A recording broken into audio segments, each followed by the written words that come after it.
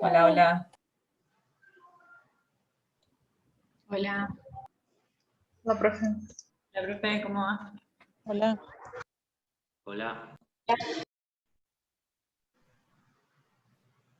Bueno, si quieren, vamos arrancando, que bueno, ya son 1:30. Bueno, yo me presento, soy Mica del Centro de Estudiantes. Le damos la bienvenida a una nueva clase de este curso de fármaco aplicada a la clínica, que bueno, en esta ocasión es sobre tratamiento del dolor, dictado por la profe Belén Montenegro, que bueno, seguramente muchos ya la conozcan.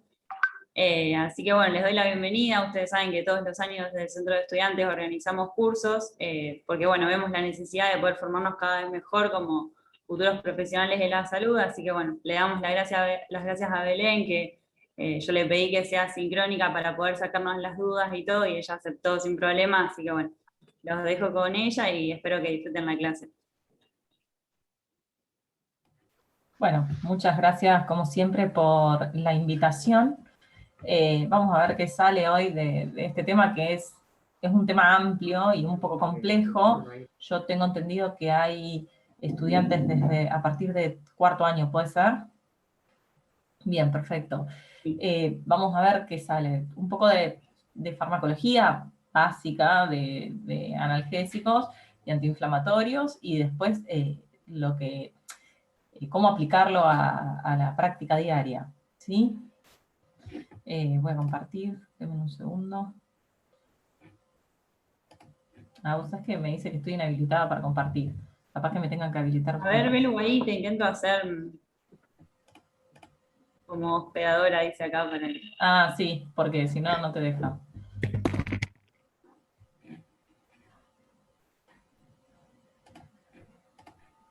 Fíjate si ahí podés. Ahora sí.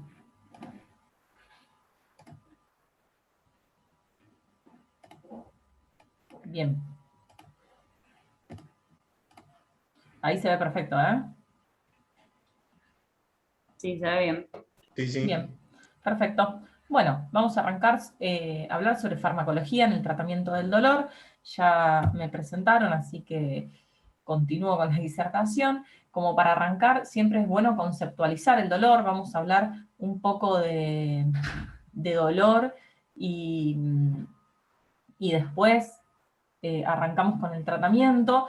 Conceptualizar el dolor siempre fue difícil, ya que es un padecimiento subjetivo, viene a lo largo de toda la historia, o sea, siempre en las charlas que he escuchado de dolor, yo soy oncóloga y se trata mucho este tema del dolor, siempre ponen de ejemplo, por ejemplo, lo de Frida Kahlo, que es un ejemplo de, ella en su arte expresa lo que es el dolor y más que nada ese dolor severo que ella ha padecido, y en todas sus obras de arte muestra, se pinta con clavos o a nivel de la médula con metales que se le clavan, y eso habla mucho de que ha cambiado mucho el abordaje, hoy en día estamos muy actualizados, hay muchas drogas, no solo drogas, sino tratamientos farmacológicos y no farmacológicos que ayudan a abordarlo mucho mejor y a mejorar la calidad de vida del paciente. Que más o menos en 1980, 1986, la Asociación Internacional para el Estudio del Dolor, que hoy en día siempre trae actualizaciones, ha conceptualizado el dolor como una experiencia sensorial y emocional, porque tiene mucho componente emocional también, displacentera, asociada a un daño tisular actual o potencial. Un poco complejo el concepto, pero bueno, es una experiencia sensorial y emocional y que no es placentera. Y no es placentera ¿por qué? Porque es una respuesta a una amenaza, una respuesta al organismo a una amenaza, y este dolor no tratado va a causar sufrimiento innecesario y va a interferir con las actividades cotidianas del paciente. Le va a afectar la calidad de vida. Un paciente con dolor es totalmente difícil de tratar por otras causas y le arruinás la vida, digamos, ¿no? El paciente no puede tener dolor, ¿sí? No tenemos que tener el concepto ese, yo que hago oncología siempre es, y bueno, tiene cáncer. No, ya no tiene que existir esa palabra, el paciente no tendría que tener dolor y tenemos que usar todas las herramientas que tengamos disponibles para poder paliar ese dolor. ¿Por qué? Porque es lo que te dice este concepto. Afecta las actividades cotidianas de la vida diaria, afecta el sueño, el apetito, el estado psicológico y emocional, y hasta llega a afectar las relaciones sociales del paciente o de la persona que padece el dolor. Entonces, ¿cuáles son estos componentes del dolor?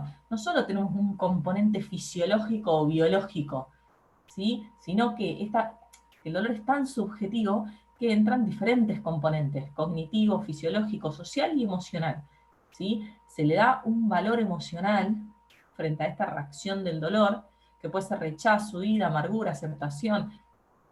Una pregunta, ¿se aparece ese cartelito cada rato que baja o no? ¿O lo veo yo nada más? No, nosotros no lo vemos. Ah, perfecto, porque es insoportable porque me baja cada rato. Bien, el cartelito del mismo Zoom. Bien. A nivel social, afecta, el dolor tiene un gran componente social, y bueno, y esta frase que me gustó de esta diapo es que el dolor pertenece a las experiencias humanas más fundamentales. Y un poquito como ahora no me pasa, divino, ahí está. Para hablar de dolor, tenemos que nosotros siempre, para realizar un tratamiento adecuado del dolor, realizar una evaluación integral del dolor. ¿A qué llamamos evaluación integral del dolor? Es semiología pura, hacer una historia clínica detallada sobre ese paciente, sobre ese padecimiento del paciente, y caracterizar al dolor según su cualidad, su intensidad, su localización, su irradiación, su evaluación temporal, cuántas veces tiene ese dolor, si el dolor es continuo, si tiene factores que lo alivian, que lo agravan, todo lo que vimos en semiología. O sea, importantísimo hacer un buen interrogatorio, porque vos tenés que clasificar al dolor, ver qué es lo que está produciendo el dolor, qué alteración está produciendo el dolor, o sea, cuál es la etiología, el mecanismo fisiopatológico, porque sabemos que todos los dolores no son iguales y la fisiopatología de cada dolor es diferente. Y obviamente, una vez que vos más o menos caracterizaste el dolor, que ahora vamos a charlar un poco de eso, ver la medicación analgésica previa que hizo, si esa medicación lo ayuda o no, si este dolor afecta las actividades diarias de este paciente, el sueño, y si se acompaña de otros síntomas físicos aparte del dolor. No solo físicos, sino también emocional. Por eso, la frase que yo siempre aplico cuando hablo de dolor es que dolor es lo que el paciente dice que es. Entonces, nosotros tenemos que ser buenos semiólogos para realizar un buen tratamiento. O sea, una vez que ustedes hacen una historia clínica detallada sobre el dolor, caracterizan el dolor, conceptualizan, saben dónde están ubicados en la fisiopatología de este dolor, ahí ya te encaminás en el tratamiento. Porque si vos no haces una buena evaluación integral del dolor, el tratamiento haces cualquiera. ¿Qué es lo que pasa? El médico que no está capacitado, que no estudió, o que no tiene idea de cómo hacer una historia clínica detallada sobre el dolor, es el que trata con ibuprofeno, con diclofenac, con etoricoxib y con todas esas drogas que terminan dándole toxicidad al paciente y no produciéndole un alivio del dolor, ¿sí? Entonces, importantísimo saber la duración, importantísimo saber si estamos tratando un dolor agudo, subagudo, crónico, incidental o irruptivo. Les quiero comentar un poquito esto. El dolor agudo, el que conocemos, dura menos de 4 o 5 días, traumatismo, a veces alguna enfermedad infecciosa que puede producir un determinado dolor, un dolor abdominal agudo, como sabrán. Después tenemos el dolor crónico, que el dolor crónico más frecuente o que más cuesta un poco manejarlo es el dolor oncológico, producido por el mismo cáncer, las metástasis o el mismo tumor. Y después tenemos el irruptivo. El irruptivo incidental es aquel dolor, es aquel paciente que tiene un dolor crónico, que dentro de ese dolor crónico tiene exacerbaciones agudas. Esa exacerbación relacionada con un evento, por ejemplo, Un paciente con un cáncer de recto, un cáncer de colon, tiene un dolor crónico, abdominal, que vos se lo calmaste, pero cada vez que va de cuerpo, cada vez que se levanta, cada vez que camina, ponele un evento, le aparece una crisis de dolor, esa crisis, esa exacerbación aguda del dolor, se llama dolor irruptivo, porque lo van a escuchar mucho. Entonces a veces nosotros hablamos y decimos, el paciente tiene un buen control del dolor crónico, pero todavía con el irruptivo no le podemos agarrar la mano. Entonces tenés agudo, subagudo, crónico o irruptivo. Otros dolores crónicos son artrosis. Las enfermedades reumatológicas son enfermedades que causan dolor crónico. Las lumbalgias, las hernias discales, todo eso las hernias discales pueden ser subagudos, no tan crónicos, entonces hasta una resolución quirúrgica vos tenés que hacerle un buen tratamiento analgésico. A veces no solo es el tratamiento farmacológico, sino que es quirúrgico. La localización, importantísimo, si es somático o es visceral, y eso te lo va a dar la caracterización del dolor al interrogatorio. Sabemos que el somático es más localizado, que es de tipo continuo, que es intenso.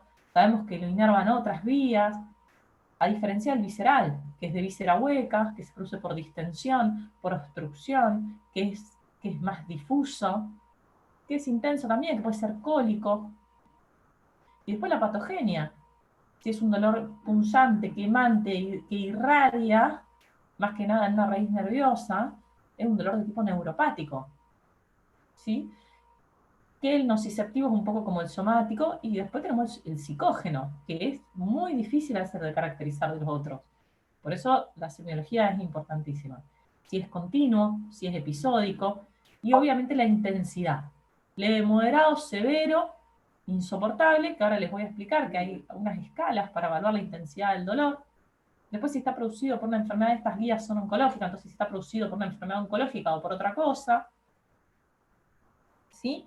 Y bueno, y después otros dolores como el dolor de miembro fantasma, el dolor perioperatorio. Después hay dolores que, por ejemplo, el dolor posherpético, la neuralgia posherpética o la neuralgia del trigémino. A veces hay síndromes dolorosos que son típicos y que cumplen como una característica o una descripción semiológica muy típica, que hoy no voy a hablar mucho de eso porque venimos a hablar de la farmacología. Un poco para resumir, tipos de dolores: nociceptivo somático, nociceptivo visceral, esto ya lo sabemos del tercer año, neuropático, mixto, vos podés tener un paciente con un dolor nociceptivo somático con componente neuropático, y el psicógeno.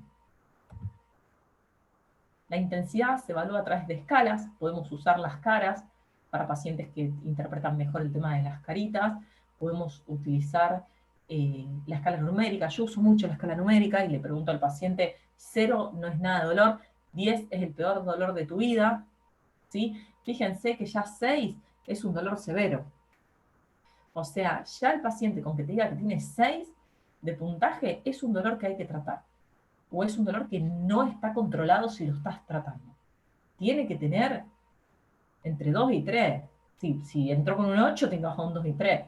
Lo ideal es que no tenga dolor, ¿sí? Pero fíjense que va de 0 a 10, es muy larga la escala. Tenemos esto, tenemos por ejemplo esta escala que uno señala: sin dolor, máximo dolor; sin dolor, suave, moderado, mucho, insoportable. El paciente puede marcar en la escala del dolor, en reposo o en movimiento, del 0 al 10, y marcar dónde le duele. También tenemos las caras. Hay mucho, en los chicos también está el tema de los colores, hay otros muñequitos. Y bueno, eso con respecto a lo que es el dolor, ¿sí? Resumiendo, sepamos interpretar el dolor, interrogar al paciente y realizar un buen examen físico. Tenemos que saber duración y fisiopatología, ¿sí? Entonces, no sé si tengo un poco de interferencia. ¿Puede ser que haya un poco de interferencia o algún micrófono abierto? ¿O no? Por las dudas, que apaguen los micrófonos. Con respecto al tratamiento, cuando yo hablo de abordaje del dolor, existe una escala analgésica que todos la reconocen, que es la escalera de la Organización Mundial de la Salud, que es lo que vos te hacés en la cabeza cuando tenés un paciente ya caracterizado con ese dolor, y en base a esa escalera analgésica que está constituida por antiinflamatorios, analgésicos, opioides y coadyuvantes, vas a elegir tu tratamiento. ¿Sí? La escalera, acá está, la famosa escalera, la escala analgésica de la Organización Mundial de la Salud, consta de 3 escalones. ¿Sí? El primer escalón es para el dolor leve, para ese dolor que el paciente te lo refiere, a veces puede ser para un dolor agudo también, se utiliza para todos los tipos de dolores. Dolor agudo, leve, de poca duración, ¿sí? Y acá incluye el primer escalón. No sé, es que yo siento mucho, como que siento que hay micrófonos prendidos. No sé, sigo, pero por las dudas. Bien, sigo. Dentro del primer escalón, donde están los no opioides, tenemos el paracetamol, el ibuprofeno, el diclofenac, otros AINES y coadyuvantes, que después voy a hablar un poquito. En el segundo escalón ya el dolor es moderado, ¿sí? Y ahí ya incluye opioides débiles. Tenemos el tramadol, nosotros es el que más utilizamos en la práctica, y coadyuvantes también. Y dentro del tercer escalón, donde ya tenemos opioides más potentes, opioides fuertes, lo que nosotros le decimos, con no opioides, sumado a los coadyuvantes tenemos la morfina, la buprenorfina, la oxicodona, que ahora vamos a hablar un poquito de todos esos, y el fentanilo. ¿Sí? Ahora, ¿cuáles son los principios de la Organización Mundial de la Salud para el uso de esta escalera? Que no es que vos siempre tenés que empezar en el primer escalón. Depende de la intensidad del dolor y cómo le está afectando en ese momento al paciente el dolor, tenés que empezar por el escalón que vos creas necesario. Nosotros hemos empezado a veces con el tercer escalón y después vamos bajando. O a veces empezás con el primero y vas subiendo. O a veces empezás con el segundo escalón, con tramadol directamente. Eso te da la intensidad del dolor y las características del dolor. ¿Qué es lo primordial? Tratar de utilizar la vía oral siempre que sea posible. La vía oral es una vía que te permite dosificar bien los fármacos, mandar al paciente a la casa e ir controlándolo y poder combinar, ¿sí? Después, basarse en los 3 escalones de la OMS, obviamente, como dije, y adaptar el tratamiento a las características personales. Depende la toxicidad, o sea, primero depende de las características del dolor, la intensidad, y después de eso, las comorbilidades del paciente relacionadas a la toxicidad y mecanismo de acción del fármaco, vas a elegir. Entonces hoy un poquito vamos a hablar de eso, ¿sí? Dentro del primer escalón, que es para abordar este dolor leve, tenemos los antiinflamatorios no esteroideos. Antiinflamatorios no esteroideos, gran capítulo del Velázquez o del Goodman y Gigman, ¿sí? ¿Qué quiero que sepan? Que los conozcan. Por ejemplo, esta lista que les hice son los que se usan. La aspirina, el paracetamol, el ibuprofeno, la indometacina, el ketorolac, el diclofenac, el ácido mefenámico, el meloxicam, el etoricoxib, ¿sí? Esos son los que se usan en la práctica diaria. Fíjense que en esta tabla hay 1.000.000. Hay un poco más, el flurbiprofeno también se usa, hay un par que yo no les puse que se usan un poco. Pero bueno, en esta lista están los que se usan más habitualmente en la práctica. ¿Cuál es el mecanismo de acción de los fármacos antiinflamatorios no esteroideos? ¿Qué hacen? Cuando se produce un proceso inflamatorio en el organismo, cuando hay una lesión y se produce un proceso inflamatorio, las células liberan diferentes neurotransmisores, interleuquinas, ¿sí? Y liberan también, eso lo aprendieron en defensa, todos los neurotransmisores que se liberan frente a la respuesta a esta lesión, y uno es el ácido araquidónico. El ácido araquidónico, a través de las enzimas ciclooxigenasa 1 y 2, que son la COX-1 y COX-2, se metaboliza a prostaglandinas, que son las encargadas de producir esta sensación de dolor. Las prostaglandinas dan dolor a nivel del hipotálamo, a nivel del sistema nervioso central, dan fiebre y producen vasodilatación. Entonces, estas prostaglandinas, con este rol importante, derivadas del ácido araquidónico, producto de esta metabolización por la COX-1 y 2, es lo que inhibe el AINES. El AINES te inhibe, se une a la COX-1 o a la COX-2, depende de qué fármaco estemos hablando. A algunos les gusta más la COX-1, a algunos les gusta más la COX-2, algunos inhiben a las dos. sea, la ciclooxigenasa tiene un receptor para el antiinflamatorio, donde el antiinflamatorio se une y la inhibe, ¿sí? Pero la COX-1 no solo está en los tejidos donde se puede producir la inflamación, sino también está en el tubo digestivo, en los riñones, en las plaquetas, y todo eso explica un poco los efectos adversos. Entonces, vuelvo a repetir, para un tratamiento adecuado es necesario realizar una evaluación integral de ese dolor. Todos los antiinflamatorios, a través de este mecanismo de inhibición de la ciclooxigenasa, son antipiréticos, por este tema de que disminuyen la fiebre a nivel del sistema nervioso central y del hipotálamo, ayudan a la regulación de la temperatura, antiinflamatorios, por esto que estuvimos hablando también, y analgésicos. No solo que son analgésicos y sacan el dolor, sino que alivian la inflamación. Por eso se utilizan para estos dolores que están producidos por inflamación. Traumatismo, celulitis, infecciones, faringitis, todo lo que a vos te produzca, todo lo que se produzca por un mecanismo inflamatorio, infeccioso, con dolor, los AINES son lo mejor que hay. Los traumatismos igual, fractura, entorse de tobillo, artritis, o sea, todo lo que interfieran, interleuquinas, macrófagos, o sea, todas células que se produzcan inflamación, el AINES te va a servir, va a ser la indicación. Las lumbalgias mecánicas, ¿sí? O la fiebre. Entonces, acá es un poquito más lindo este cuadro, porque habla de que el tejido dañado genera fosfolipasa 2, esta fosfolipasa hace que los fosfolípidos de la membrana celular generen ácido araquidónico, este ácido araquidónico a través de la COX-1 y COX-2 genere todo esto. Prostaglandinas E1, F2, prostaciclinas I2, tromboxanos A2 y leucotrienos. Y esto es todo lo que te produce la sintomatología, que lo vas a inhibir con el AINES.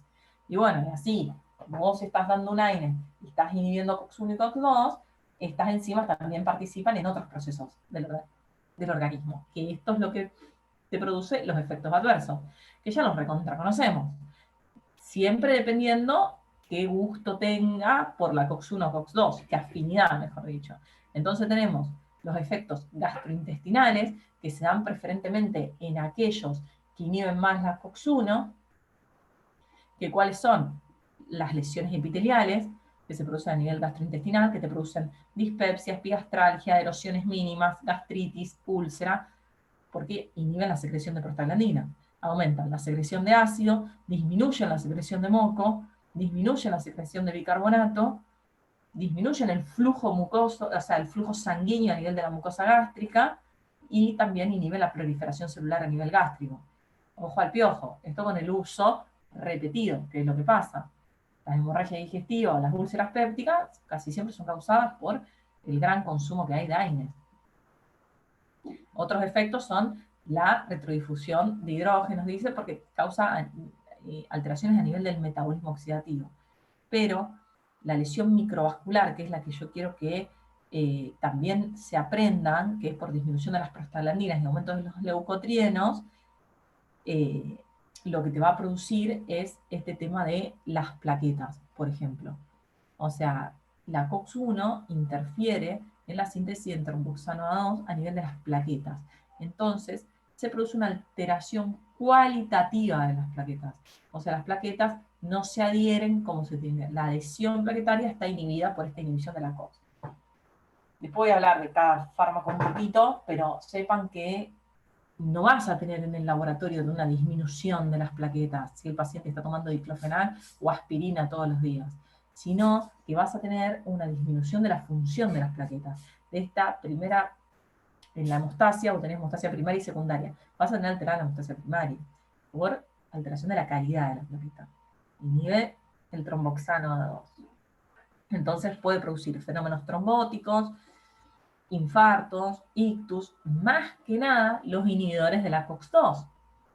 La COX-2 lo que tiene es que el receptor es más grande, entonces cuando el AINES se une a la COX-2, deja un espacio libre, entonces no producen tanta antiinflamación como el COX-1, pero como la COX-1 está más que nada en el aparato gastrointestinal, los inhibidores de la COX-2 no te dan toda esta toxicidad gastrointestinal, pero te dan alteraciones a nivel de microvascular, que son las alteraciones cardíacas, que por eso se sacaron muchos del mercado, hay pocos ahora, porque disminuyen el flujo sanguíneo a nivel microvascular, entonces te puede producir infarto, te puede producir falla renal, disminuye las prostaglandinas vasodilatadoras y disminuye el filtrado glomerular. Estos pacientes, ojo al piojo, que los COX-SIB, que son los inhibidores de la COX-2, son bastante tóxicos a ese nivel. Pueden causar también insuficiencia cardíaca, en realidad empeoran la insuficiencia cardíaca y te pueden dar falla renal. Y acá un poquito lo que nos dice el libro de fármaco de las dosis. O sea, la aspirina es el fármaco más antiguo, el antiinflamatorio más antiguo, el que más se usó. Ahora, con todos los otros AINES que hay, nosotros no usamos mucho la aspirina como analgésico, ni como antiinflamatorio, la usamos más que nada como antiagregante o como antitérmica a veces, pero siempre la usamos como antiagregante. Este cuadrito te lo tomaban en tercer año en farmacología, que depende de la concentración que vos tengas en la sangre de salicilato, que a esta dosis, fíjense que con una dosis de 40 al 100, nosotros usamos 100 miligramos, vas a tener una función antiagregante por este tema del tromboxano A2, pero fíjense de que de 4 a 6 gramos ya es antiinflamatorio y es uricosúrica. A bajas dosis es hiperuricémica y a altas dosis es uricosúrica. ¿Sí? Y el intervalo tóxico es cuando ya tenés más de 200 microgramos por mililitro. Las dosis por vía oral, fíjense que para la fiebre la aspirina se usa entre 325 y 650 miligramos, se puede usar cada 6 horas, nosotros ya no usamos el antipirético, la aspirina, pero fíjense que de 2 a 6 gramos para lo que es la artritis, fíjense cómo va cambiando, y de 40 a 80 miligramos día son suficientes para inhibir la formación de tromboxano plaquetario. A ver, vamos a charlar un poco de cada uno, ¿sí? Que no hice una diapositiva de cada uno, sino que les voy a contar un poco para qué se usa cada uno, para qué lo uso yo en la práctica diaria, que hago bastante dolor, y por qué a veces elijo uno o a veces elijo otro. Sabemos que todos son antipiréticos, analgésicos, antiinflamatorios, ¿sí? Son antiagregantes plaquetarios, el tema es que la aspirina es un inhibidor irreversible de la COX, entonces la aspirina tiene una potente función, diríamos, antiagregante, y suspendiéndola tenés que esperar 7 días hasta que la plaqueta se vuelva a generar, porque no se va a despegar de la plaqueta, y son uricosúricos. No todos. El diclofenac un poco, y la aspirina a dosis más altas es uricosúrico. Entonces, ¿cómo yo elijo el AINE? ¿Cómo lo elijo? Primero, dolor agudo. Los AINE los vamos a usar para el dolor agudo, ¿sí? O para ese dolor crónico que lo tengo controlado con opioides y tienes, por ejemplo, más que el irruptivo, y que tiene, por ejemplo, días donde se tiene que hacer una intervención el paciente o se complica con algo, entonces vos le podés hacer un AINES ahí SOS. Vas a usar los AINES no más de 4 días, ¿sí? 5. O sea, yo uso los AINES, por ejemplo, para las lumbalgias mecánicas, aquella lumbalgia que duran 3-4 días. Aquel paciente que tiene una hernia de disco con un dolor, que yo sé que lo van a operar dentro de un mes, que no puede hacer ni kinesiología porque está inhabilitado por ese dolor no está para un primer escalón y tener AINES. Ese dolor ya está para un segundo escalón y empezar con el tramadol. ¿Por qué? Porque nosotros, al saber todos estos mecanismos de acción y toda la toxicidad que producen estos fármacos, no podemos usar un AINES más de 5 días. Odontalgia, faringitis, celulitis, traumatismo, usen AINES. Y ahora, ¿qué AINES? Y tenemos el ibuprofeno, es un AINES de excelencia. Fíjense la dosis. La dosis antiinflamatoria es 400 a 800 miligramos cada 6 a 8 horas. O sea, nosotros damos, por ejemplo, para el COVID, que da una artralgia tremenda, mialgia, decaimiento, faringitis, damos 600 miligramos cada 8 horas, 3-4 días. Ahí no le va a dar ni una úlcera, ni una falla renal, abundante hidratación, obviamente siempre dependiendo de la comorbilidad. Pero, por ejemplo, los abuelos, hay que tratar de evitar el uso más del diclofenac, que es el que te produce mucho más alteración microvascular a nivel renal, y usar un poco más el ibuprofeno, y no todos los días.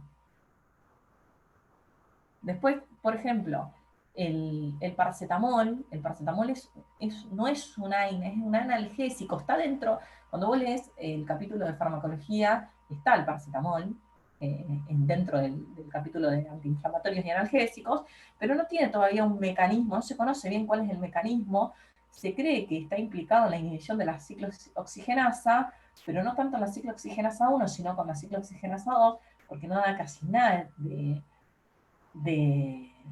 de toxicidad gastrointestinal, pero tampoco es tan antiinflamatorio, sino que es más analgésico. Entonces, si yo tengo un paciente y es más antipirético porque concentra mucho más a nivel del hipotálamo. Entonces, yo tengo un paciente con fiebre y pruebo con el paracetamol, 1 gramo cada 8.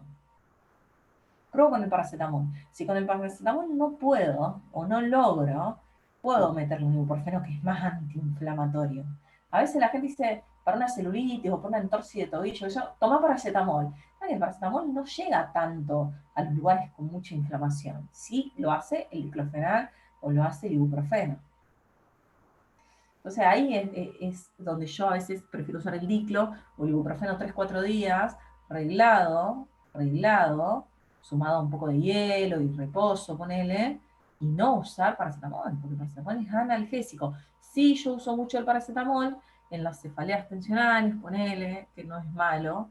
Uso para el dolor de artrosis, ese dolor que es esporádico, ojo al piojo porque esos dolores de todos los días de los abuelos ya se usa tramadol. Para ese dolor agudo, que no está tan involucrada en la inflamación, el paracetamol es muy bueno, y para la fiebre también.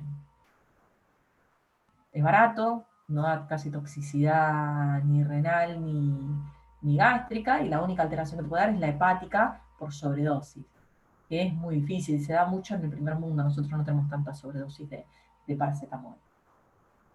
El ketorolac es otro AINE que lo que tiene de bueno, por ejemplo, es que es sublingual, entonces actúa rápido. A veces se usa mucho, por ejemplo, para las odontalgias, porque la odontalgia, antes que te toma el ibuprofeno, llega a la vida media y actúa, tarda más. Entonces el ketorolac, abajo de la lengua, 10 miligramos, y con eso lo podés, a veces yo hago ketorolac paracetamol, un poquito analgésico, un poquito antiinflamatorio, ¿sí? Y algo que les quiero decir que me gusta del tema que en realidad me altera cuando me vienen los pacientes con esta frase y quiero que a ustedes esto les quede acá y no sean esos médicos que dicen esas cosas. El diclofenac viene en 2 presentaciones. Viene diclofenac sódico y potásico. El aumento de la presión arterial por diclofenac no se da porque tiene sodio en su excipiente, sino que se da por esta inhibición de la COX-2 que produce una alteración en la microvasculatura a nivel renal y activa el sistema renina-angiotensina-aldosterona. ¿Sí? O sea, que todo paciente hipertenso, ojo al piojo con los AINES. Nosotros por eso la indicación es personalizada, o sea, es individualizada. ¿Puedo hacerlo un hipertenso 3-4 días de diclo? Obvio, porque el dolor también aumenta la presión. Le puedo hacer diclofenac sódico, obvio, porque sale la mitad del precio y lo voy a controlar al paciente. Ahora, el diclofenac potásico es para los laboratorios. No Perdón, es que el una sodio. duda. Sí. Entonces, las 2 presentaciones, ¿para qué servirían? O sea, ¿a quién le daría sódico y a quién potásico? Yo le daría todo sódico. Yo no usaría el potásico. El potásico me parece que es más para el laboratorio. Pero ustedes van a ver que los abuelos, más que nada los de PAMI, compran el diclofenac potásico que sale 3 veces más porque dice que no les aumenta la presión. Y sin embargo el daño renal, gástrico y la hipertensión te la va a dar igual, porque el mecanismo de acción es el mismo. ¿Me explico? Sí, sí, genial. Gracias. O sea, es una cuestión de laboratorio. Y lo estás dañando igual. Señora, usted puede tomar 3 días de esto nada más. No importa si sea potásico, sódico, cálcico o que tenga flores. Es un AINES. Y le va a dar úlcera. O por ejemplo, u otro mito que es, lo hago intramuscular o endovenoso para evitar la toxicidad gástrica. Mal. Porque la toxicidad gástrica se da por esta inhibición de la COX-1 y la disminución de la síntesis de prostaglandina, que es la farmacodinamia. no tiene nada que ver con la farmacocinética. Lo que te cambia la vía endovenosa, intramuscular o vía oral es la biodisponibilidad, el tiempo de acción, ¿sí? Pero es lo mismo, por eso nosotros siempre vamos a optar para el tratamiento del dolor, la vía oral. Ahora, si el paciente está en una guardia, hacemos la vía intramuscular endovenosa, subcutánea. Profe, Sí, ¿le puedo hacer una consulta? sí. El tema del diclofenac que damos tan seguido en la guardia, el diclodexa que vemos tan seguido, ¿hay realmente Sí. una sinergia o es algo sistemático que se hace porque quedó No. así, digamos? En realidad, viste, cuando yo hablo primero el tratamiento base del dolor, voy a identificar el dolor y lo ubicar en un escalón. Entonces voy a decir, bueno, ¿qué uso? AINES, analgésico, opioides débil o opioides fuerte. Eso lo vas a ver según la intensidad del dolor. Entonces decís, bueno, voy a usar AINES. ¿Por qué? Porque vos en la guardia de odontalgia, faringitis, traumatismo, celulitis, todo eso, que son dolores agudos, de una intensidad 6, 9, 6, 7, 8, 9, y le pones el AINES. Cuando tiene mucho componente inflamatorio, infecciones o traumatismos, la DEXA es un corticoide y es un coadyuvante, es lo que yo hablo de los coadyuvantes, que voy a hablar un poquito más. Es un coadyuvante. Nosotros tenemos un sobreuso de coadyuvantes. Yo a veces le hago un diclo solo. Claro. Y el coadyuvante lo uso cuando quiero inhibir más arriba la vía. Quiero ayudar, lo que te hace el corticoide es que te inhibe más arriba, te inhibe ya la producción de ácido arquidónico. Te inhibe más arriba la vía. Pero es una boludez a veces hacer las dos cosas. Cervicalgia, cefaleas por cervicalgia, por contractura cervical, no va a la DEXA. Si una contractura, ¿qué es lo que vos tenés que hacer? Le das un antiinflamatorio. ¿Por qué le va a dar dos antiinflamatorios? ¿Por qué le va a dar un antiinflamatorio con un corticoide? No, le puedes dar un antiinflamatorio con un coadyuvante miorelajante. Porque vos estás entendiendo al dolor desde su fisiopatología. Si al paciente le haces un diclo con un diazepam, medio diazepam, diclopirinidol, dorixina relax, todos los que conocen con relax y Bupirac flex, que son todos coadyuvantes, son AINES, porque estás en el primer escalón, con el coadyuvante miorelajante, y estás entendiendo el dolor. Y una vez que lo desinflamaste, ahí empezás con la kinesio para aflojarlo. Es lo que yo les explico a las contracturas cervicales, por ejemplo, o lumbares, o dorsales. Mirá, el antiinflamatorio te va a hacer efecto mientras lo tomes. Y más de 4 días no lo podés tomar. Tenés que ir, una vez que desinflamaste un poco, empezar en 48 horas masaje. O una manta caliente, empezás con métodos físicos, tratamientos no farmacológicos del dolor. Y empezás ejercicio, porque siempre te va a contracturar, o cambiar un poco la silla, o cambiar la pose. ¿Me explico? Son coadyuvantes. El diclodexa está universalmente usado en las guardias y está mal usado. Y dexametasona 8 miligramos es una barbaridad de dosis de corticoide. Equivale a 40 miligramos de meprednisona. Es una barbaridad. Y el corticoide es antiinflamatorio, ya la meprednisona ya es antiinflamatoria entre 6 y 10 miligramos. Y vos le estás aportando 40 con cada inyección. Está dando 4 veces la dosis. Pero bueno, viene así la ampolla, entonces uno le pone una ampolla. Yo le pongo media a veces. Excelente. Pero eso es un mito que está muy bueno que lo saquemos. El de la toxicidad gástrica, el del diclofenac potásico y el de este diclodexa, que yo lo odio. ¿Sí? Justo eso, perdón, iba a preguntar, porque eso se ve muchísimo en las guardias, no sé, venís con fiebre, todo, dolor de cuerpo, pack, diclodexa, sabiendo que en vez de la vía intramuscular está primero la vía oral, eso ¿Sí? justo y no sé por qué lo hacen. Porque es más fácil. Y porque ustedes, ¿cómo aprenden? ¿Cómo saben esto? Porque ustedes también en la práctica final o en las prácticas de clínica van y hacen lo que el otro hace. Ustedes no se replantean esto. Claro, para las Ustedes se tienen que odontalgias. replantear. A veces en la odontalgia la DEXA ayuda mucho porque la odontalgia siempre depende del mecanismo. No es lo mismo tener un flemón, que ahí la DEXA te ayuda mucho, que tener una odontalgia, vos lo revisás, no tiene edema, no tiene ganglio, no está infectado, es solo un dolor medio neuropático porque es bien del nervio, que vos sabés que lo único que lo va a sacar de eso es un arreglo dental. Entonces vos decís, bueno, le hago un diclo o le doy un diclo bioral. Yo a veces le digo, querés hacerte una inyección, pero a la gente le encanta la inyección porque se piensa que es mejor. Entonces, sí, te da un vía oral, en las guardias a veces no tenés, en los hospitales no tenés vía oral accesible, tenés inyección. Entonces, también por una cuestión de disponibilidad de la guardia. Entonces vos le decís, bueno, te hago un diclodexa, o te hago un diclo, o te doy un ketorolac, y mañana te queda el odontólogo, te tiene que sacar esa muela, o te tiene que arreglar, porque por más que yo te dé 50 AINE, no se te va a pasar. Pues tenés que arreglar el problema de base. Por eso la importancia de la evaluación integral del dolor. Profe, una pregunta sobre ese ketorolac. ¿Hasta cuánto tiempo lo puedo utilizar? Y La- como todos los AINES son iguales. Por eso no es que el ketorolac lo puedes usar menos o más. 3 días, 4, y ahí ya me parece mucho. El diclo igual, el ibuprofeno igual. Por eso, ¿viste el mito de que el ketorolac 3 días, pero el ibuprofeno más? No, es lo mismo. Son los mismos fármacos. No existen estudios, acá te lo dice el libro, que indiquen la superioridad de uno sobre otro. O sea, la frecuencia de aparición de efectos adversos es lo que a vos te va a hacer elegir entre uno y otro. A veces hay gente que le hace mejor el diclofenac que el ibuprofeno, otra gente que le hace bien el ibuprofeno y mal el diclofenac, otra gente que tolera mucho mejor el diclo y no el ketorolac, y eso lo vas viendo. Por eso los AINES son todo el mismo mecanismo de acción. Pero Y acá tengo te- una duda. sí. Conocer, por ejemplo, una faringitis viral, que es muy frecuente, Sí. que se posterga más de 3 días. ¿Qué haces? Porque si el paciente tiene dolor, dolor de garganta, fiebre, Una faringitis viral de 3 días, no, puede hacerle 4 días, 5 AINES, no pasa nada.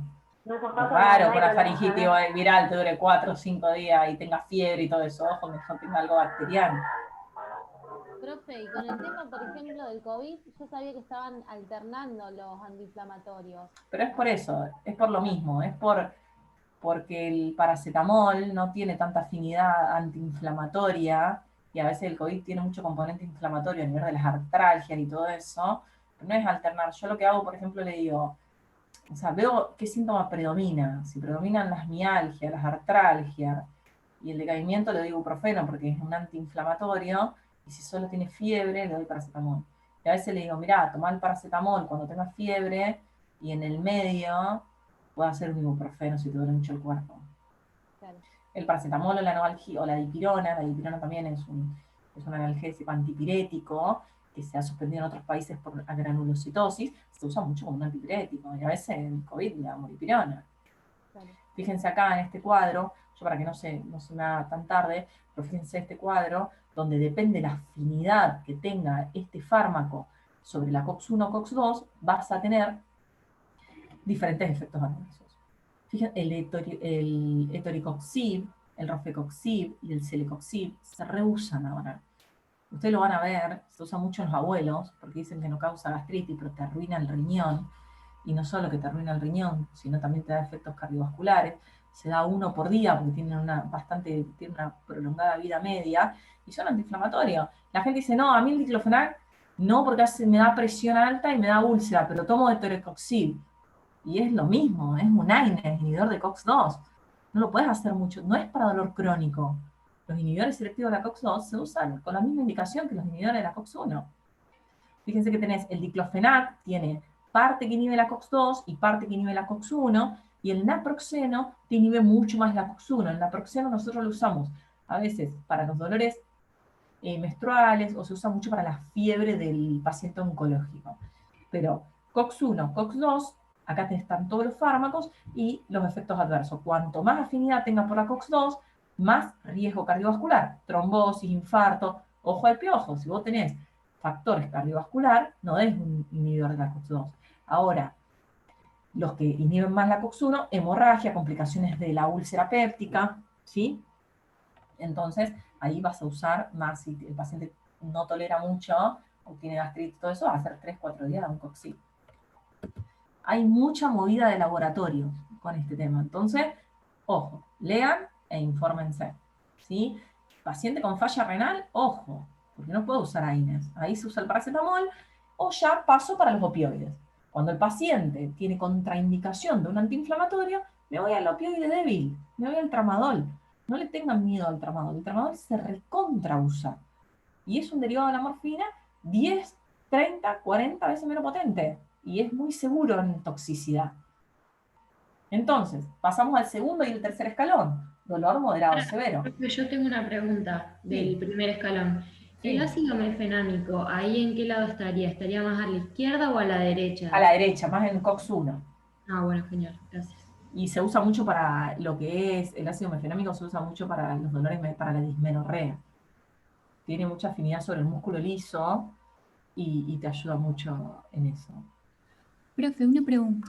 Sí. En relación a la dipirona, ¿lo uso entre los AINES que mencionaste y Sí. los opioides de ahora? ¿O En realidad, vos la dipirona la podés usar, yo la dejo siempre para lo último, si el paciente no le baja la fiebre ni con ibuprofeno ni con paracetamol, usa dipirona.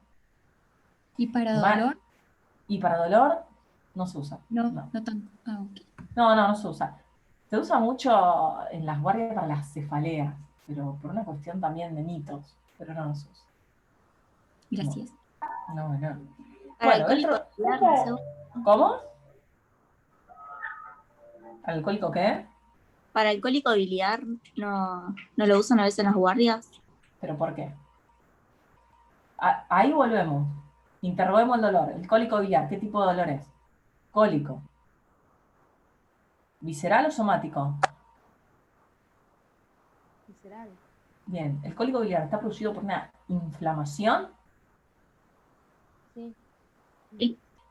Distensión más que nada. Claro, no es por inflamación, se enclava un cálculo y dilata el coso. ¿Y qué te va a ayudar más? ¿Un antiespasmódico como coadyuvante, como la iosina, o te va a ayudar más una dipirona? Un antiespasmódico. Antiespasmódico. A veces se usa iosina sola. Al pedo con Claro. el dipirona o diclo. Por Salvo eso, que porque tenga un las dos componente juntos. inflamatorio como colecistitis. Claro. Ahí va. Pero me gusta más el diclo. Porque es más antiinflamatorio. Profe, ¿y para la dismenorrea tampoco se usa? Sí, como analgésico. Puedo usar lo que vos quieras. Ok. Pero el ibuprofeno para la dismenorrea es un antiinflamatorio bueno.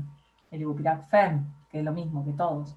El ibuprofeno tiene ibuprofeno y tiene un antiespasmódico. Te inhibe las contracciones uterinas, entonces no estás tan dolorido. Te hace esa coadyuvancia. Pero te pone el ibuprofeno como AINES.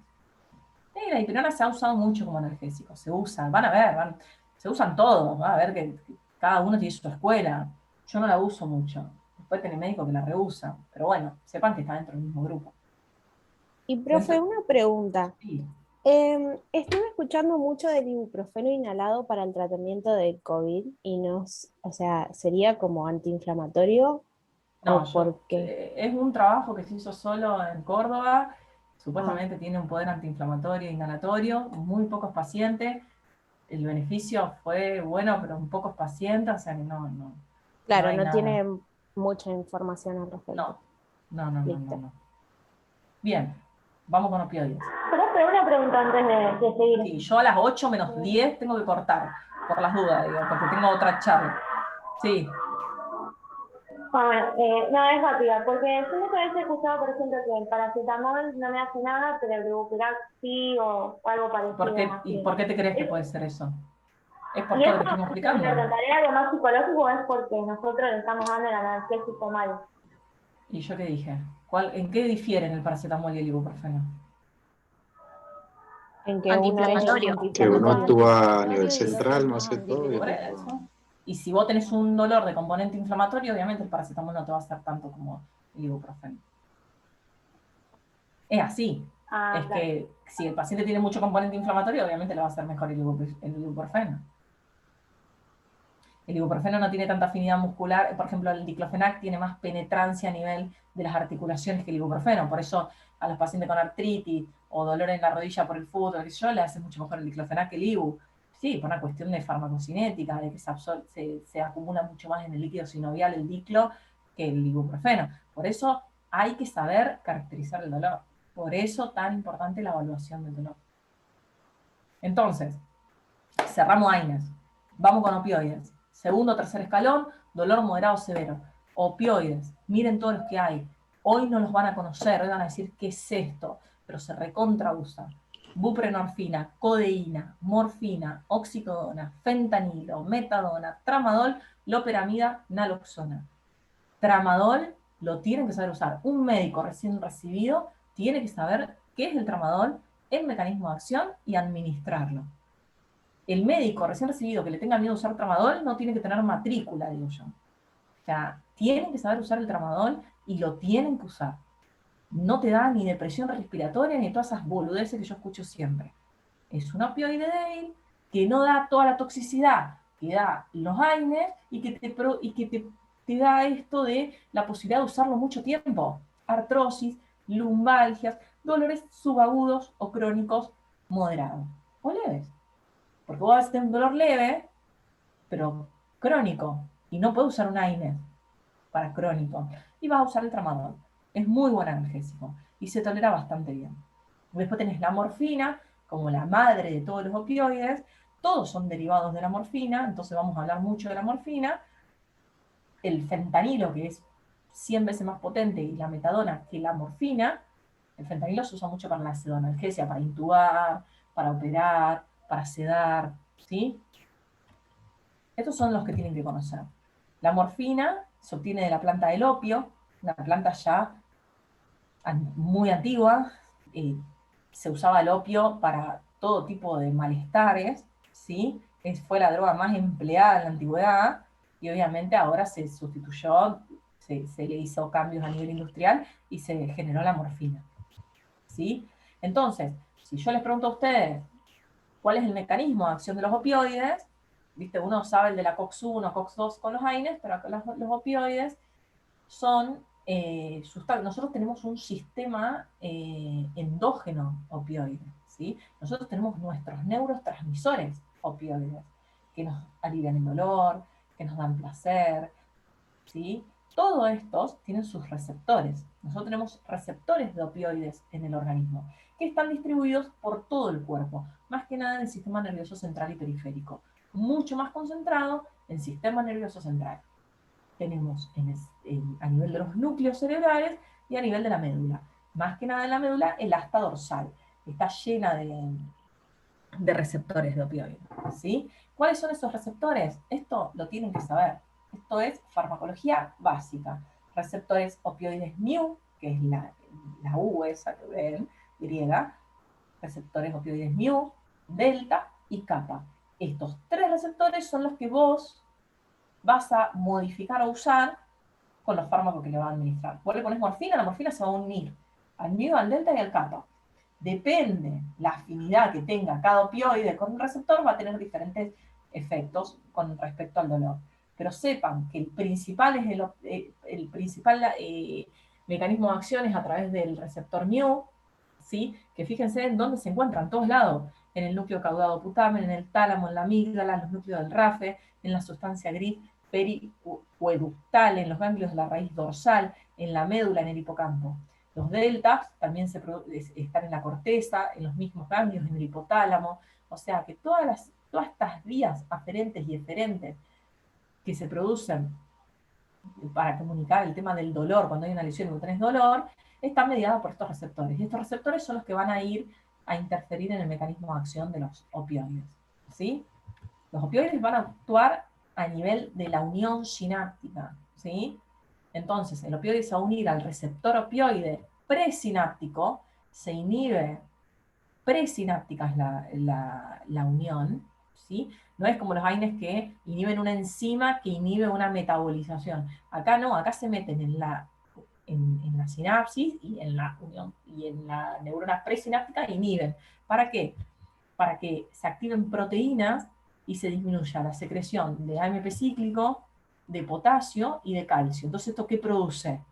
Una hiperpolarización de la célula, una menor disponibilidad de energía y no se liberan transmisores.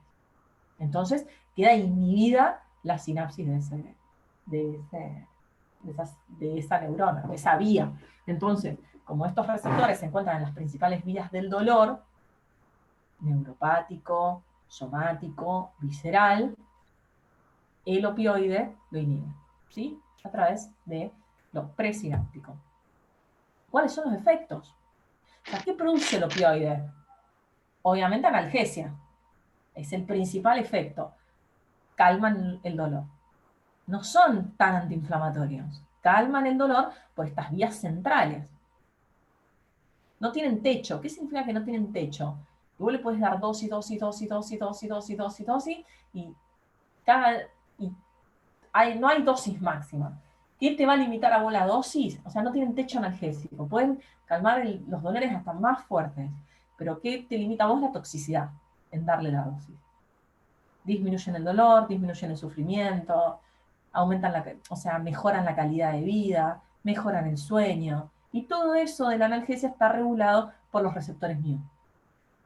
Después tenés efectos psicomiméticos, porque así como actúan en todos estos núcleos, también actúan en los ganglios dopaminérgicos. Actúan produciendo adicción, porque te da tanto placer, por esto del núcleo cutámens y de la corteza y de la accumbens, que hacen que el paciente le dé mucho, por eso hay tanta adicción a los opioides. Tolerancia, que necesitas cada vez más dosis para lograr el mismo efecto. Por eso, ojo al piojo al indicar opioides, más que nada los opioides potentes, como la morfina, la buprenorfina, viste, el Dr. House toma codeína. El Dr. House es adicto a la oxicodona, que ahora no me acuerdo cómo es la marca que ellos, el Vicodin. Esa es la oxicodona. Entonces, producen tanta adicción y tolerancia que producen una dependencia que es tremenda. Y a veces le alivias tanto el dolor y le mejoras la calidad de vida, le mejoras la atención, las relaciones sociales y todo lo que dijimos que afecta al dolor, que el paciente no lo deja, no porque ya no tiene más dolor, sino por esta dependencia psíquica. ¿Sí? A nivel gastrointestinal, los opioides enlentecen todo, reducen el vaciamiento gástrico, producen, en los cólicos no se usa porque produce más distensión, por ejemplo, contraen todos los esfínteres, entonces al contraer el esfínter de Oddi no se usa para el cólico biliar, empeora la distensión, disminuye las secreciones biliares, y lo principal que quiero que ustedes sepan es que disminuye el peristaltismo y la absorción, y aumenta la absorción de agua. Entonces, ¿qué pasa? Produce mucha constipación. Es un efecto adverso recontra frecuente. A nivel respiratorio, quiero que se olviden de la depresión respiratoria. La depresión respiratoria se da a altas dosis cuando uno lo administra en bolo, por ejemplo endovenoso. Es muy raro que el paciente haga un coma respiratorio porque vos le diste una morfina. Es más probable que te haga una depresión del sensorio, que se duerma, porque son bastante, te produce una sedación los primeros días, que te produzca un paro, ¿sí? Porque a veces cuando viene un paciente con un politrauma a la guardia, con una fractura expuesta o con múltiples fracturas, no hay que hacerle tramado en ese paciente. Ese paciente hay que hacerle morfina. Vamos directamente al tercer escalón. Y la morfina se hace lenta, a dosis baja, diluida, para evitar esta somnolencia y evitar este paro respiratorio que todo el mundo dice que es infrecuente. Le tiene que dar 6 ampollas en bolo para que le haga el paro. Y vos le estás dando una diluida y encima no le das toda la ampolla. Y como respiratorio también, la codeína, los opioides débiles a bajas dosis, son antitusígenos. Aquellos tumores que producen mucha tos o aquella irritación de la pleura que te produce mucha tos, se usa la codeína. ¿Sí? Entonces, esos son los efectos que vos vas a buscar. Analgésicos, a veces mejorar el humor, aliviar la disnea, antitusígenos, pero también tenemos los efectos adversos. Tenemos efectos adversos que son independientes de la dosis, que vos no importa qué dosis le des, que lo va a tener siempre. Por ejemplo, la constipación la va a tener siempre, siempre. Y después tenés las náuseas y los vómitos. Los opioides cuando se empiezan a usar dan muchas náuseas y vómitos. Entonces, pero estos efectos de náuseas y vómitos te duran 72 horas, ¿sí? 3, 4 días, y después se le va. Entonces vos le tenés que hacer reliberal los primeros días para después ya sacárselo. Porque si vos al paciente le da el opioide y se le pasa el dolor, pero se la pasa vomitando, no te quiere tomar más el opioide. Entonces siempre es importante saber eso, pero después se le pasa. En cambio la constipación no se le pasa. Te dan somnolencia, la somnolencia también dura unos días, después el cuerpo se adapta y ya no lo duerme más. No es que lo deja sedado. La morfina no mata, es mentira eso. Ay, le dieron morfina para que se muera. No, no le dieron morfina, vos lo estás dejando morir y la morfina no lo va a matar. La morfina lo va a sedar, lo va a aliviar, pero no lo va a matar. El paciente se va a morir cuando se tenga que morir. O sea, el goteo de morfina no es morfina solo, se hace con benzodiazepina, se hace todo un combo para que el paciente tenga buena calidad, ¿sí? Te puede dar confusión, los abuelos dan mucha confusión infusión, porque pasa esto que a veces causan hipotensión, bradicardia, a veces causa un poco de hipoflujo cerebral, entonces el paciente se confunde. Siempre hay opioides, no me voy, esto es muy de los paliatistas o de los oncólogos, de que hay opioides, por ejemplo la metadona, que te da mucha más toxicidad cerebral que la morfina, ¿sí? Pero por ejemplo, el tramadol te da constipación y náusea. Hoy yo quiero que manejen bien lo que es el tramadol y la morfina en la guardia, nada más. Después la morfina vía oral y todo eso nos la dejan a nosotros. Pero usted el tramadol lo tiene que saber manejar, ¿sí? Y después los esporádicos que son sequedad de boca, inquietud, te puede dar prurito, a veces la peridural, cuando el paciente es muy sensible a los opioides da mucho prurito. Y después otros efectos son el globo vesical, da retención, te puede dar hilio, te puede dar un globo vesical. Y la dependencia, nunca se olviden, la dependencia. La dependencia, la tolerancia, la adicción, ¿sí? Y la depresión respiratoria siempre es recontra infrecuente. Casi, yo nunca vi una depresión respiratoria por opioides. Ahora, ¿cuáles son los principios generales del uso de opioides? El opioide es de elección en el dolor oncológico, moderado severo, siempre se usa en el dolor oncológico crónico o en dolores crónicos, lumbalgias crónicas, artrosis, un paciente que tiene una fractura y tiene que rehabilitarse, tiene que estar 3 meses con muleta y todo eso, no le va a dar diclofenac 3 meses, le va a dar tramadol, un opioide débil. La vía oral siempre es de elección para cualquier opioide. Siempre se empieza con la dosis mínima y se va subiendo. Y vos le podés hacer, lo que tiene de bueno los opioides, son como los PAF en el asma. Vos le haces un tratamiento reglado para ese dolor crónico, le haces tramadol cada 8 horas, y en el medio puede hacer un rescate, se llama. ¿Cómo son esos rescates? Podés hacer el mismo opioide, ¿sí? El 10% de la dosis, o podés meterle ahí un paracetamol o un ibuprofeno. Como rescate, ¿sí? Hay que tratar de utilizar siempre la vía oral, pero los opioides se utilizan en vía subcutánea, transdérmica, intramucosa, que ahora les voy a contar un poco, ¿sí? Y hay que tratar de equilibrar esto de la analgesia con los efectos secundarios. Por eso es importante que el paciente esté en constante comunicación con el médico que se lo administra, ¿sí? Depende del mecanismo de acción, ustedes tienen los agonistas puros de estos receptores, que son la morfina, es un agonista puro, igual que el fentanilo y la oxicodona, son los que más se usan. Yo uso mucho la morfina y la metadona también la uso. Yo lo que más uso son morfina y metadona, que son los pilares del tratamiento del dolor moderado a severo. La codeína se usa solo para la tos, no se usa tanto para el dolor. Se usa a veces en los viejitos para el dolor, porque no da tanta somnolencia, entonces el viejito no se marea. Pero yo uso mucho en el adulto mayor, uso mucho el tramadol. Después tenemos esto que yo les puse el Homero así, porque esto lo tienen que saber, que son los agonistas antagonistas. Hay un grupo de opioides que a dosis bajas son agonistas y a dosis son agonistas de estos receptores, entonces te producen disminución del dolor, pero después antagonizan todos estos receptores, los antagonizan y te producen más dolor. Entonces vos, si tenés un paciente que va a hacer mucho tiempo, o sea, que por ejemplo una fractura, que vos sabés que se va a operar y todo, no le hagan nubaína. La nalufina es la nubaína, que está en la guardia, que se hace subcutánea. Ojo, porque la nubaína te ocupa los receptores, y si vos le seguís dando nubaína, ese receptor después se inhibe, y cuando vos después le querés poner morfina en la cirugía, o fentanilo para la cirugía, la nubaína no se va, porque es un antagonista a dosis alta. Entonces, como el cuerpo identifica que hay mucho opioide, la nubaína se queda pegada al receptor y el paciente tiene una crisis de dolor tremenda. La nubaína solo se usa para si tenés que curar al paciente, por ejemplo, se usa mucho en los quemados, que ya ni se usa, porque ahora se usa la morfina, pero antes se usaba mucho en los chicos, cuando había que curarlos en una quemadura, se ponía una nubaína subcutánea, se lo curaba y el paciente se iba, no se iba con opioides. Pero se usa solo para los dolores hiperagudos y que vos vas a usar solo esa vez. Después tenemos antagonistas puros de estos receptores, que es la naloxona, que se usa para la intoxicación por opioides. ¿Sí? Nosotros no tenemos tanta intoxicación por opioides, se usa mucho en el primer mundo. Esto se ve mucho porque tiene más accesibilidad y hay más tolerancia y dependencia. Nosotros no tenemos tanto acceso. Sí, hay bastantes profesionales con problemas de adicción con opioides, pero la sobredosis, yo he visto una nada más, una paciente que tenía un cáncer avanzado y se había confundido justo con la metadona, que es muy fuerte, y en vez de tomarse un comprimido cada 8, estaba tomando 2 cada 8 y vino bastante intoxicada, y ahí usamos la naloxona. La naloxona se usa para pacientes en coma con sospecha de intoxicación por opioides o por intoxicación por opioides.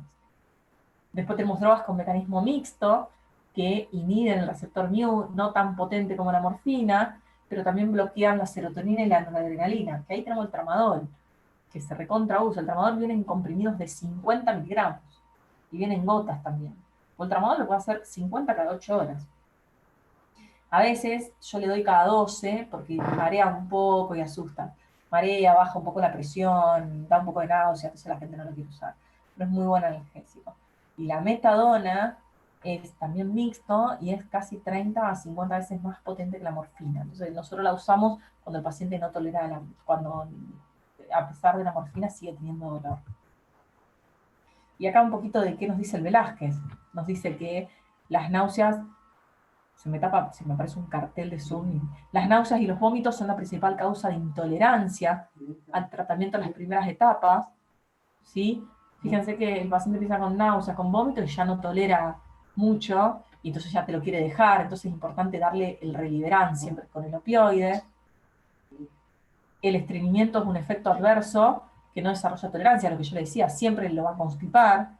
La depresión respiratoria es infrecuente. La somnolencia y el estado confusional son peligrosos en los abuelos, por eso siempre yo uso el tramadol a dosis bajas. Y bueno, nada, que todos producen tolerancia. Un poquito de toxicidad aguda. La toxicidad por opioides es una urgencia médica que hay que abordar, hay que saber abordar, hay que saber identificar los síntomas y conocer el tratamiento. Te da una depresión del sensorio generalizada, el paciente puede entrar en coma, y el coma por opioides se caracteriza por una miosis bilateral simétrica, son las famosas pupilas puntiformes, anuria, y siempre hay un antecedente, siempre alguien te va a decir que consumía opioides. Y el tratamiento se hace con naloxona endovenosa. Se le hace una ampolla endovenosa y después se le da en forma continua, porque la naloxona tiene poca vida media, entonces te reacciona un poco el paciente y después lo tenés que hacer mediante bomba, pero eso se lo dejamos a los que lo saben manejar. Entonces, ¿para qué usamos los opioides? Como analgésicos, morfina, codeína, oxicodona, fentanilo, tramadol, antitusígeno, la codeína. Después está el dextrometorfano, que viene en jarabe, antidiarreico, la loperamida, es un opioide débil que se usa para la diarrea, porque inhibe la contracción del músculo liso del intestino. Antidisneico, la morfina, en el edema agudo de pulmón, en el infarto agudo de miocardio, en los tumores pulmonares, en los tumores de pleura. Y bueno, y acá tenemos un poco, que yo se los voy a dejar, todos los fármacos, opioides y las vías. Fíjense que la morfina se puede hacer endovenosa, se puede hacer subcutánea, se puede hacer oral, y también hay oral de liberación prolongada, porque la morfina se da cada 4 horas, porque tiene poca vida media. Ahora vienen comprimidos de liberación prolongada. Después tenemos, por ejemplo, el fentanilo, que es oral transmucoso. Vienen dispositivos, vienen con pastillas para ponerte en la encía o en la conjuntiva y te dan una liberación de fentanilo. También viene transdérmico, los parches de fentanilo que se reusan para el dolor crónico. Entonces vos tenés al paciente controlado durante un tiempo, durante las 24 horas. Es como la insulina que vos haces de la insulina que la CNPH o la glargina, que tienen vida media larga, entonces lo tenés al paciente todo el día con un nivel estable de insulina. Bueno, acá es lo mismo. Vos le pones el parche y lo tenés al paciente con el fentanilo para este dolor crónico. Y en el momento del dolor irruptivo, ahí le puedes dar un rescate de fentanilo transmucoso. En España se usa mucho, en Estados Unidos también, el parche. Acá ya lo estamos usando más. Le pones el parche de fentanilo y después unos comprimidos ahí para la mucosa. En los chicos se usa el chupetín de fentanilo por la absorción mucosa, ¿sí? La metadona también se usa para enteral y oral, pero fíjense que tienen todas las vías de administración los opioides. Acá están las dosis, se las dejo, no las vamos a charlar porque se hace muy largo y es más complejo y no lo vamos a usar, pero acuérdense que el Disculpe, doctora, se usa. Sí. Le hago una consulta. El fentanilo, o sea, los parches, que son de acción, bueno, prolongada durante 24 horas, ¿puede producir más, ¿cómo le llamamos? Resistencia o tolerancia, No. o sea, por ser un parche, digamos que lo No, tenemos no, no, 24 horas. en realidad todos te pueden dar tolerancia, no, porque vos fíjate que vos tenés una concentración estable, mínima, para que no tengas dolor durante todo el día, que si vos le das morfina o fentanilo bioral cada vez que tiene dolor, esos picos te producen Claro, más hace picos. Eso, y te producen más Bien. adicción. Y el fentanilo, bueno, usted había nombrado que se usaba por ahí en cirugía, se Claro, usa como endovenoso. analgésicos, bien. Y en el tratamiento del dolor de tipo un paciente oncológico, ¿lo Sí. utilizan? En ¿El parche. fentanilo? En parche. No, en parches. Ah, en parches, bueno. En parches, sí, porque el dolor oncológico se va a la casa. Sí. En parche. Comprendo. Si no, la metadona Bien. o la morfina bioral. Bien, Depende del bien, bien. medio. Por ejemplo, fentanilo no hay en el hospital en parche. Tenemos morfina bioral. Pero en privado sí. Sí, Lo pero pueden se comprar, recontra usa. digamos. Sí, se recontra usa. Ya lo reusan. Perfecto. Lo Perfecto. reusan. Bueno, gracias. Bien, no, no. Y siempre que se indican opioides, independientemente de la vía de administración, independientemente del potencial del opioide, no puede faltar la lactulosa o un laxante. Yo siempre a los abuelos que vienen con mucho dolor, o por ejemplo a los jóvenes con unas lumbalgias que sé que van a estar mucho tiempo, las fracturas le doy tramadol 50 miligramos cada 8 o 12 horas, metoclopramida 20 gotas media hora antes de la administración del tramadol, y el lactulón, que es la lactulosa, que es un laxante local, que es osmótico, se lo doy cada 8 horas o cada 12, pero siempre se tiene que asegurar que el paciente vaya de cuerpo todos los días. Es muy frecuente el sobreuso de tramadol sin lactulón y te vienen todos los bolos fecales de los abuelos. Entonces, si van a usar tramadol, asegúrense de que tenga catarsis positiva diaria y si no, usan cualquier laxante. ¿Sí? La lactulosa es la que más se usa y es bastante buena. La cáscara sagrada también, hay bastantes. Pero no se olviden el laxante, no se olviden la metoclopramida. Si el paciente durante los primeros 3 días de tramadol está bárbaro, no le da náusea ni nada, después se la suspendés la metoclopramida. Pero el laxante y este hábito de decir tenés que ir de cuerpo todos los días, con mucho agua, alimentación y la lactulosa, tiene que ser de todos los días. No, no es que vos le vas a dejar de dar la lactulosa.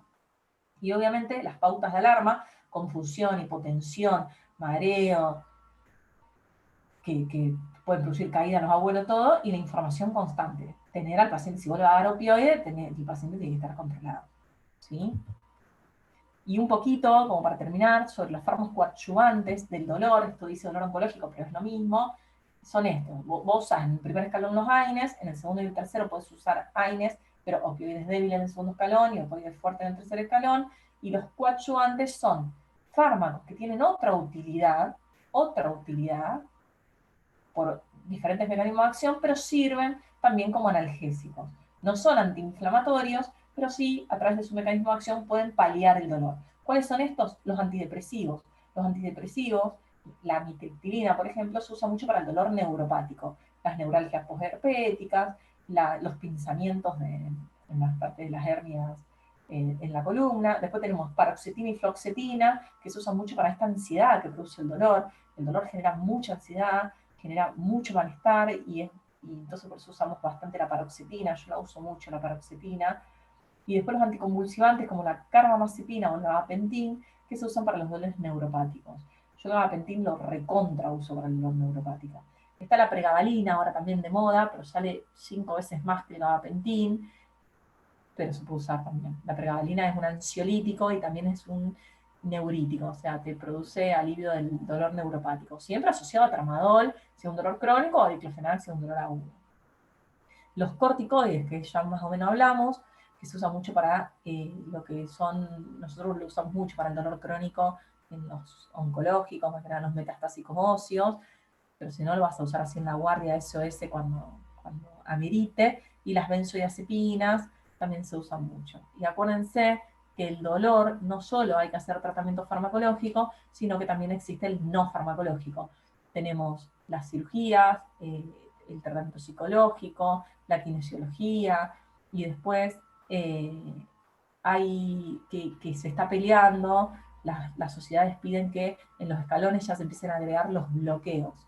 O sea, cuando uno bloquea, por ejemplo, el dolor de cáncer de páncreas o dolor por alguna alteración de piel y partes blandas, más que nada de articulaciones, hacer un bloqueo del plexo, eso es parte de dolor, es un tratamiento farmacológico que se infiltra, se hace un anestésico ahí a nivel del plexo e inhibe la vía.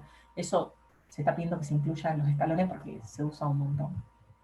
¿Sí? Bueno, es larguísimo dolor, es larguísimo, no es lo mismo el oncológico y el no oncológico. Esta fue la charla más o menos para que tengan una idea del mecanismo de acción y cuáles son los fármacos que más se usan.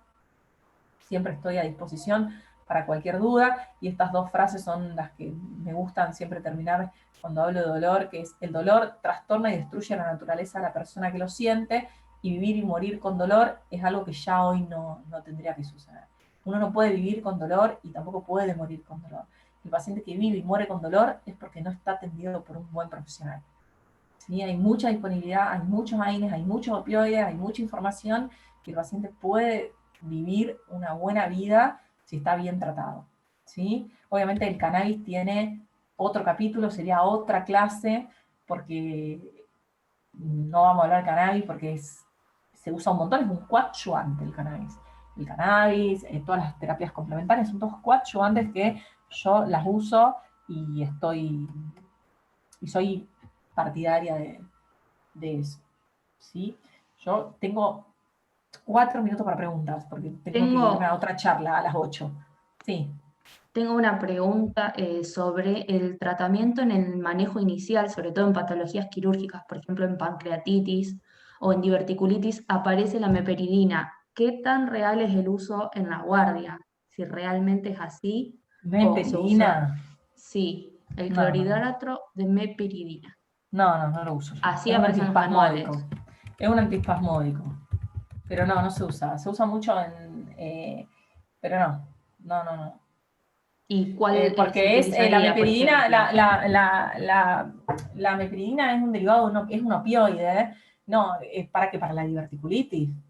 Por ejemplo, aparecen en los manuales de cirugía que No, el manejo inicial son del año 70.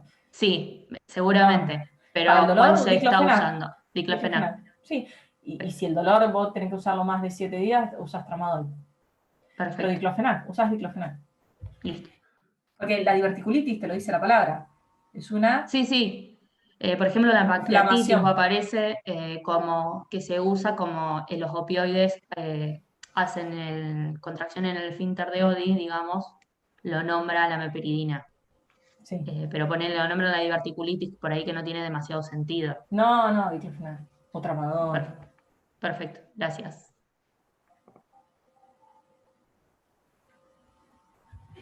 No sé si alguien tiene alguna duda más. Doctora, ¿se escucha? Se escucha perfecto. Doc, un paciente que acude a la guardia con más de 5 o 7 días de uso de AINES, con un dolor obviamente no controlado, y que pensamos que podemos pasarlo a tramadol, ¿sería adecuado hacerlo en guardia con todos los recaudos y con Excelente. todas las opciones? Sí, y obvio que sí. derivarlo para control con su médico de cabecera? Obvio, sí, yo hago eso, sí, tramadol. Es más, a veces le pongo una vía, y le hago una ampolla de tramadol, una de diclo, o le das un paracetamol, un gramo bioral, le haces el tramadol endovenoso con un Reliberan, siempre no te olvides del Reliberan, y si se le pasa, ya lo dejo con bioral. A veces le doy medio comprimido de 50, porque les da mucho mareo, depende de cada paciente. Hay pacientes que lo toleran re bien y les encanta, y no da tanta dependencia el tramadol. Hacer un opioide débil no da tanta dependencia, no da casi nada de dependencia. Sí, eso hay que hacer. Claro, porque por ahí vienen con una semana de tratamiento con AINES. Las lumbalgias. Y vos le das el inyectable y es más de lo mismo. Entonces podría hacer ese tratamiento endovenoso y cuando resuelve que se vaya con 25 miligramos día. Cada 8. No, hacerlo cada 8, cada 12. Cada 8, perdón, cada 8. Sí. Pero es lo ideal. Yo hago eso. Es lo ideal. Porque si no le dan el Oxa B12 y el tipo está 10 días con el Oxa B12, que es diclofenac, cianocobalamina, betametasona, o sea, estás metiendo estás dañando riñón, mucosa gástrica. Bien. No, se le da tramadol. Profe, yo tengo una duda. Con el tema del tratamiento bioral, más o menos uno espera que, por ejemplo, viene a la guardia y vos tenés algo bioral para darle, ya sea modo sublingual. ¿Esperás más o menos 20 minutos que haga el efecto? para Y ingresar. si es vía oral, y depende qué fármaco le das, Claro, porque es la biodisponibilidad. O sea, el sublingual te va a hacer efecto a los minutos. sí. El vía oral depende, el diclo tarda 1 hora y media, el ibuprofeno 1 hora, pero vos, nada, depende. Vas a usar la vía oral si el paciente se puede ir a la casa y le va a decir, mirá, se te va a pasar en un rato. Ustedes cuando hacen el diclodexa intramuscular, le tienen que decir, mirá, ahora te va a doler, se te va a pasar en unas horas, o sea, te haga efecto. Y endovenoso, esperás 10 minutos, 20 minutos que tiene que empezar a ceder el dolor. La dexa tarda un poco más, el diclo es más rápido. Y el tramadol es mucho más rápido. Claro, y si no La le calma, morfina actúa a los 3 segundos. Por eso yo uso mucho la morfina, ¿viste? Cuando hay que acomodar una fractura. claro. Entonces, ¿yo qué hago? Agarro una ampolla de morfina, la diluyo Ah, bien. en 9 mililitros de solución fisiológica, lo acuesto al paciente y le paso 1,2 centímetros. Y ahí se empieza a dormir un poquito. Le paso, le pongo un poquito de midazolam, igual, muy poquito, así lo diluyo y le pongo 1 centímetro. Y cuando está medio dormido ahí le acomodo la fractura. Pero porque tienen acción tan rápida, igual que las fracturas que vienen por accidente de tránsito. Yo diluyo una morfina, le paso 1,2 centímetros y podés trabajar tranquilo. Y podés hacer el CDE, porque el ABC puede hacer el DE un poco más tranquilo. Porque vos en un paciente en el contexto de dolor va a estar taquicárdico, no le va a poder tomar la presión, no lo podés rolar, no podés hacerle las curaciones y el control de hemorragia. Entonces, hacele 1 centímetro de morfina, 2 centímetros, y trabaja tranquilo. Si vos sabés que hacele el diclo, hacele la dexa, porque son coadyuvantes antiinflamatorios para todas estas fracturas y el politrauma, pero la morfina te va a ayudar a actuar al segundo y te ayuda a vos a trabajar más tranquilo. No hay que tener miedo, no te va a dar depresión del respiratoria si le da 1 centímetro diluida. Al revés, te va a hacer trabajar bien. Con el Reliberan. Sí, por ejemplo, si vos tenés un paciente que le haces un ketorolac, un Dolten de 30 miligramos, hace 1 hora y no le calmó el dolor, podés hacerle un calmador. Tramadol. Obvio. Claro. Sí, es la indicación. Pasaste al segundo escalón. Claro. Le puede dar un paracetamol también, que es analgésico. Vos ya con el Dolten, con el ketorolac, le hiciste la antiinflamación. Y capaz que tiene más analgésico el paracetamol. Le da un paracetamol 1 gramo. Claro. Ah, perfecto. Doctora, yo le quería preguntar otra cosa más. Me Por queda ejemplo, un en un minuto. paciente, Sí. lo uso yo, en un paciente con cáncer, o sea, que está con un tratamiento para el dolor, por ejemplo, con oxicodona, en los momentos de exacerbación del dolor, ¿está bien que se le pase, o sea, que se le hagan inyectables de Oxa B12? No, para nada. No estaría bien. Claro, Nada. ahí sí le podríamos hacer también tramadol en las exacerbaciones. En realidad siempre usás el mismo opioide. Si vos tenés un paciente oncológico con un mal control del dolor crónico, va a ser un opioide fuerte para el dolor crónico y para esas exacerbaciones usás el mismo opioide SOS, diría. Pero Eso en menor dosis. El 10% de la dosis, claro, en menor dosis. Pero Ok. siempre usás el mismo opioide, vos no usás morfina y tramadol en el mismo paciente. Vos siempre usás, si el paciente viene con morfina, vos dale morfina. Si el paciente viene con fentanilo, dale fentanilo. No cambies el opioide. O sea, está bien. Lo entendí, perfecto. Gracias. No, de nada. Bueno, los dejo. Yo sé que hay muchas dudas, podemos encontrarnos cuando quieran, pero tengo justo otra charla ahora a las 8 de la noche. Espero que les haya servido. Es muy largo el tema, porque aborda todo lo que es la farmacología de 3er año y la terapéutica clínica de 4º y 5º y la práctica final de 6º. Así que, pero bueno, un poquito para charlarlo y que les quede claro. ¿Sí? Muchas gracias, muy bueno. No, de nada. Así que estamos en contacto. Chao, Salvo. Dale, profe, muchas gracias. Gracias, Abel. Gracias, doctora.